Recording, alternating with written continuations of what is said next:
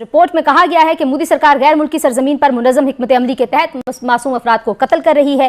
खित्ते से दहशतगर्दी को मिटाने की आड़ में भारत गैर मुल्की सरजमीन बिलखुसूस पाकिस्तान में दहशतगर्दी फैला रहा है। और न्यूज छपी है कि पाकिस्तान के अंदर 2 वर्ष पहले वहां पर 20 आतंकवादी मारे गए। मसला ही नहीं, हम इंडिया से ही अदर कोई भी मुखाला मुल्क है उसको हम मुंह तोड़ जवाब देंगे इंशाल्लाह। वो 100 हजार 2,000 लाख बंदा भी हो, हमारे 10-15 बंदे काफी हैं, हम तो बम बांधने वाले बंदे हैं।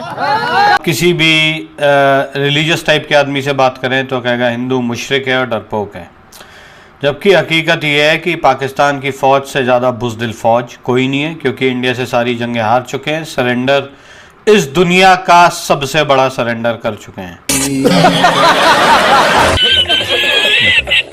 पुलवामा की घटना के बाद भारत ने जो कहा था, प्रधानमंत्री मोदी जी ने जो कहा था कि भारत माता के सपूतों का बलिदान व्यर्थ में नहीं जाएगा, और भारत आज दुनिया का वह देश है जो दुश्मन की माद में घुस करके उसे ठिकाना लगाना जानता है।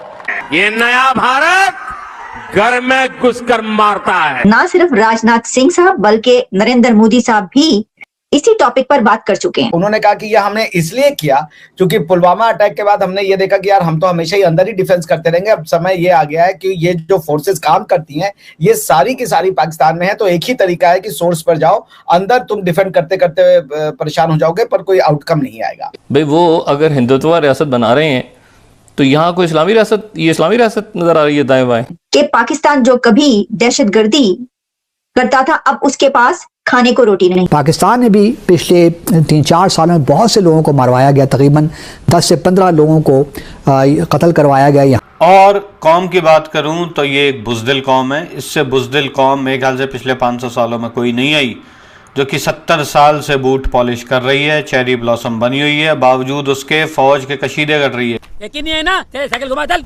ये भी हो सकता है कि भाई देखिए मोदी आपका हीरो है, घर में घुस के मार रहा है, अब हम नया हिंदुस्तान है। So both it depends on you कि आप इसको कैसे पढ़े, but both the readings are possible. ये डिपेंड करता है कि जो रीडर है उसकी आंखों पे कौन सा चश्मा लगा हुआ है।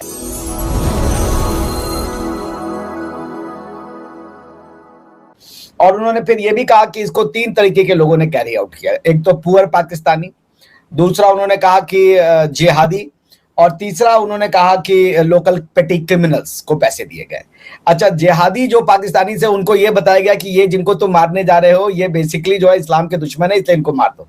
तो they went and killed someone. ये as per the news report, I can read out exactly. उसमें काफी सारी चीजें हैं। तो वो न्यूज रिपोर्ट में उनका यही कहना है कि भाई वो उन्होंने उनको कन्विंस कर दिया कि जिसको तुम मारने जा रहे हो वो सारे के सारे एंटी इस्लामिक फोर्सेस है, इसलिए जो तुम करने जा रहे हो वो एकदम सही चीज है। और जो चीज हाईलाइट करी है गार्डियन ने वो ये कि जितने भी मारे गए उनको उन्होंने यूज किया है वर्ड टेररिस्ट या जिहादी, ये 2 वर्ड उन्होंने यूज किया कि ये कोई जो भी मारे गए वो कोई सज्जन पुरुष नहीं थे। वो इवन पाकिस्तान की भी क्रिमिनल जो लीगल सिस्टम है उसमें भी वो लोग एक तरीके से देवर क्रिमिनल्स, सो कोई पाकिस्तान के शरीफ सज्जन लोग नहीं थे। ये तो ये बात वो भी रिकॉग्नाइज कर रहे हैं।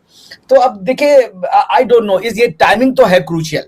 गार्डियन में इस तरीके का पब्लिश होना, इज इट एंटी मोदी या प्रो मोदी, इसको कहा नहीं जा सकता। कुछ भी हो सकता है कि राहुल गांधी के सपोर्ट में लिखा गया हो, क्योंकि राहुल गांधी की जो अभी इलेक्शन कैंपेन है उसको एक जो मोदी से अलग फोर्सेस हैं जो पाकिस्तान के साथ दोस्ती चाहती हैं या अच्छे संबंध चाहती हैं, उनको वो करने के लिए कि देखिए ये मोदी की पॉलिसीज एंटी पाकिस्तान पॉलिसीज है, एंटी इस्लामिक पॉलिसीज हैं, इसलिए आपको ये साथ देना। या ये भी हो सकता है कि भाई देखिए मोदी आपका हीरो है, घर में घुस के मार रहा है, अब हम नया हिंदुस्तान है। So both it depends on you कि आप इसको कैसे पढ़े, but both the readings are possible.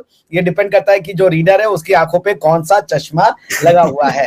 But killing हुई है, इसको 2 पार्टी लेकिन डॉक्टर साहब एज ए मतलब इंडियन वोटर आपसे पूछ लूं कि वोट करना है आपने या आप जैसे और लोगों ने, अगर वो ये देखते हैं कि हाँ इन लोगों की वजह से 20 या 30 साल कश्मीर में बहुत ज्यादा हालात खराब रहे और अब उनको, हालांकि इस वक्त जैसे कहते हैं कि शायद इनकी वो इंपॉर्टेंस नहीं थी जो आज से 10-15 साल पहले हुआ करती थी इन लोगों की जितने भी थे, क्योंकि ज्यादातर अंडरग्राउंड थे और कोई इतना कोई पावरफुल भी अब नहीं थे कि ये कुछ मतलब इन्फ्लुएंस कर सके कश्मीर में या अफगानिस्तान में या किसी और रीजन के अंदर।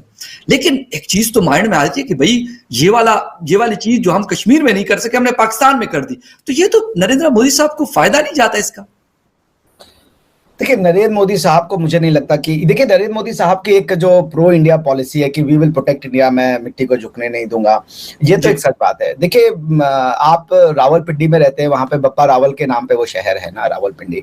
और बप्पा रावल जी की खास बात ये थी कि उन्होंने जो हिंदुस्तान पे यानी इंडिया पे उस समय जो फोर्सेज अटैक करी थी, उन्होंने तुर्की तक जाके हराया था। तो 400 साल तक इंडिया पे फिर अटैक ही नहीं हुए। तो एक इंडियंस में ये फीलिंग रही है कि ये हमारी मातृभूमि है। इंडियंस जो है वो मातृभूमि को लेके, या उनकी आइडेंटिटी है, आप हमें भारतीय कहते हो, हम आपसे कभी नहीं आके कहेंगे यार हमें हिंदू कहो या हमें कृष्ण भक्त कहो या शिव भक्त कहो, ये उनके लिए फर्क नहीं पड़ता। और ये भी नहीं फर्क पड़ता कि आप अल्लाह को मान रहे हो, जीसस को मान रहे हो, किसको मान रहे हो। आप इंडियन हो तो आप सबको मानो, you are Indian, that's it. हमारे लिए मैटर करता है, इस मिट्टी के बच्चे हो, that's it, that's what count. तो पिछले 600-700 साल से Indians have been tired of being attacked incessantly. अब वो क्या क्यों हुआ इसको कोई बताने की जरूरत नहीं है जी। तो अब पाकिस्तान की दिक्कत ये है कि पाकिस्तान, अब जो पाकिस्तान के बानिए थे यानी कि अल्लामा इकबाल, अब अल्लामा इकबाल साहब का एक शेर है, मैं कहीं कल बात कर रहा था तो मुझे सुनाया सर ने, तो वो ये था कि इन ताजा खुदाओं में बड़ा सबसे वतन है जो पैरहन है इसका, जो सबसे वतन है जो पैरहन इसका है वो मजहब का कफन है। यानी कि इन ताजा खुदाओं में बड़ा सबसे वतन है, पैरहन है जो इसका वो मजहब का कफन है। यानी कि जो वतन के नाम के खुदा, ताजा खुदाओं में, पहली बात तो अलामा की अंडरस्टैंडिंग एकदम ही गलत थी। ताजा खुदा तो ये लेके आए ना भाई, ताजा खुदा इब्राहिम लेके आए, उसके पहले लोग मूर्ति पूजा करते और अपने अपने धरतियों की ही पूजा करते थे लोग। तो ताजा खुदा आप लेकर के आए, उसके पहले सारी दुनिया अपनी धरती में अपने अपने जगह पे खुश थी, कोई किसी को वो नहीं करता था। अब ये अंडरस्टैंडिंग अगर मजहब की है कि हम लोगों को उनके जमीन से प्यार नहीं करने देंगे, तो ये पॉसिबल नहीं है, ये सिद्ध हो चुका है। लोग अपनी अरबिक आइडेंटिटी, अपनी traditional identity, Pathani identity, Sindhi identity, Punjabi identity छोड़ने को तैयार नहीं है किसी भी और आइडेंटिटी के लिए। और इसी नॉलेज की रियलाइजेशन को यूरोप में कहा जाता है रेनेसां। रोमन एम्पायर को तोड़ करके, उसके बाद ओटोमन एम्पायर को तोड़ करके, ऑस्ट्रो हंगरियन एम्पायर को तोड़ के उन्होंने क्या बनाया, नेशन स्टेट। और नेशन स्टेट क्या है, वही जिसको अलामा साहब कह रहे हैं कि इन ताजा खुदाओं में ये वतन सबसे बड़ा खुदा है। वो मेरे ख्याल से उनकी अंडरस्टैंडिंग फिलोसॉफिकली गलत है और इवन फैक्चुअली भी इनएक्यूरेट है। मजहब सबसे नया खुदा था, उसके पहले सारे खुदा जो थे वो लोकल होते थे, मकामी होते थे, लोग अपनी धरतियों की पूजा करते थे। उनके जो खान पान थे, भाषा थी, उनके रहने का स्टाइल था, सब ज्योग्राफिकल इन्फ्लुएंसेस में। आप पहाड़ी पे रहते हो तो आप पहाड़ के हिसाब से बन गए थे, पहाड़ों को खुश करने वाले देवता थे, आपकी कपड़े लिबास पहाड़ी के हिसाब से, समुद्र के हिसाब से वो थे। तो एक आइडियोलॉजिकल जो मिसअंडरस्टैंडिंग हो गई है ना, वो एक रीजन इन दोनों कंट्रीज में डिस्टर्ट होने का, और इंडिया उसका बहुत बड़ा ब्रंट किया। तो मैं इसको अब ऐसे ही कहना चाहूंगा टू सम इट अप कि there is now a realisation in India कि अगर आप अंदर ही मार खाते रहोगे so you will go nowhere. तो एक तरीका ये कि अब आप बाहर निकलो, थोड़ी बहुत टारगेटेड असैसिनेशन करो, but I would say one thing, मैं इसको इनकरेजमेंट नहीं देता, ये स्लिपरी स्लोप है, ठीक है ना। ये ठीक है, पाकिस्तान अगर नहीं समझ रहा है या चाइना नहीं समझ रहा है तो you can take it out, but आप इसको स्टेट पॉलिसी नहीं बना सकते। उसका रीजन ये है कि this will create a bad president. फिर उसमें कुछ ऐसी फोर्सेज इन्वॉल्व होंगी जो आपके कंट्रोल से बाहर हो जाएंगी, ठीक है ना, बिकॉज आपको कल्टिवेट ऐसे लोग करने लगेंगे जिनका बिजनेस है खून करना, जिनकी मोरालिटी है जान लेना, उनका जो खुदा है वो पैसा है, वो फिर आपके लिए काम कर रहे हैं, कल वो किसके लिए काम करेंगे, यू नेवर नो। तो इसलिए मैं हमेशा कहूंगा कि स्टेट उन फोर्सेस के थ्रू काम करे जो उसके कंप्लीट कंट्रोल में हो। कंप्लीट कंट्रोल का मतलब ये समझ लीजिए कि जब इंडिया के ऊपर अटैक हुआ था 26/11, तो हमारे एयरफोर्स के चीफ साहब मनमोहन सिंह के पास पहुंचे, प्रधानमंत्री मनमोहन सिंह जी के पास पहुंचे। उन्होंने प्रधानमंत्री साहब से कहा कि हमें ऑर्डर दीजिए, हमें पता है ये पाकिस्तान से आया and we are going to settle our score. प्रधानमंत्री जी ने कहा आप नहीं जाएंगे। वो गुस्से में रह गए, मगर उनके पास सारे जो समझ लीजिए हवाई जहाज थे, लड़ाकू विमान थे, जिनको आप तैयारे कहते हैं, लेकिन उन्होंने उपयोग नहीं किया। चाबी उनके पास थी, मगर उस चाबी को घुमाने का पावर प्रधानमंत्री के पास था। इसको कहते हैं कंट्रोल। तो जब तक आप ऐसा कंट्रोल न पाले अब उन फोर्सेस के साथ, आप कभी भी इन्वॉल्व ना हो। पाकिस्तान ने यही गलती करी, वो ऐसे फोर्सेस के साथ इन्वॉल्व हो गया जो उनके कंट्रोल से बाहर हो गए। अगर आप पाकिस्तान के फौज के किसी भी आदमी से बात करें तो वो कहेगा हिंदुस्तानी फौज एक बुज़दिल फौज है। आप किसी भी रिलीजियस टाइप के आदमी से बात करें तो कहेगा हिंदू मुशरिक है और डरपोक है। जबकि हकीकत ये है कि पाकिस्तान की फ़ौज से ज़्यादा बुज़दिल फ़ौज कोई नहीं है, क्योंकि इंडिया से सारी जंगें हार चुके हैं। सरेंडर इस दुनिया का सबसे बड़ा सरेंडर कर चुके हैं। और कौम की बात करूं तो ये एक बुज़दिल कौम है। इससे बुज़दिल कौम मेरे ख्याल से पिछले 500 सालों में कोई नहीं आई, जो कि 70 साल से बूट पॉलिश कर रही है, चेरी ब्लॉसम बनी हुई है, बावजूद उसके फ़ौज के कशीदे कर रही है कि साहब फ़ौज ने देखें हमारी दिफा की और ये कर दिया वो कर दिया, नहीं फलाना कर दिया।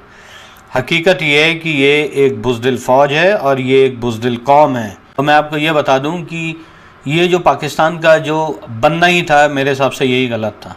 क्योंकि पैदाइश की जब नींव ही गलत हो, जब पैदाइशी आपका इंतशार और वायलेंस और ज़राइम पेशा लोग हों, तो आप कुछ कर लें इस चीज़ से नहीं बच सकते।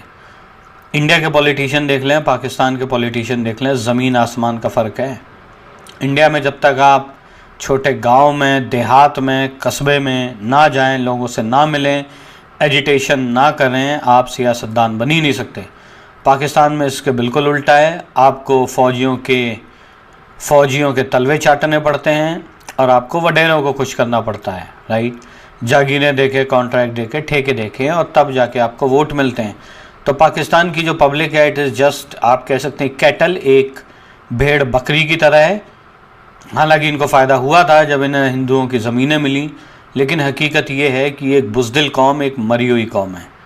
तो इस मरी हुई कौम जब से ये पैदा हुई है, इस कौम ने आज तक भी कोई ऐसा काम नहीं किया जिस पे आप फ़ख्र से सर ऊंचा कर सकें। 80 साल आज हो चुके हैं, इतने माशाल्लाह लग चुके हैं, अभी भी माशाल्लाह की सिचुएशन है। कोई प्राइम मिनिस्टर आ जाए जो हाइब्रिड रिजीम कहते हैं, उसमें at the end of the day से तो मिलिट्री वालों की रहेगी, और इनफैक्ट अब तो इकॉनमी, डिफेंस अफेयर्स सब कुछ आर्मी ने अपने कंट्रोल में ले लिया है।